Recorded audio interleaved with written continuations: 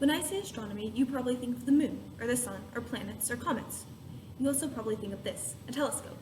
But believe it or not, this kind of telescope is not actually used in radio astronomy, because these telescopes only let us see visible light.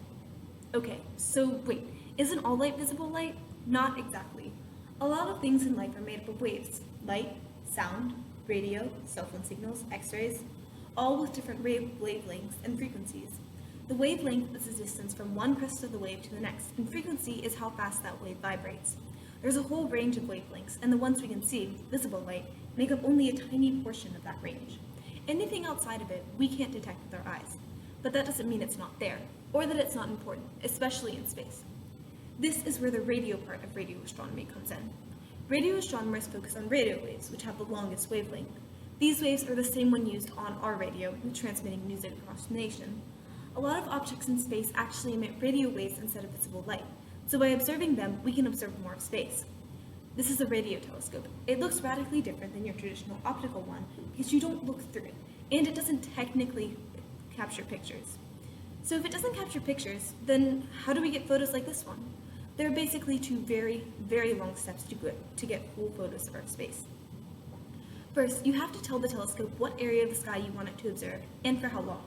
Telescopes like the Atacama Large Millimeter AMA in Chile are actually composed of several dishes that work together as one telescope to observe larger areas of the sky with more detail.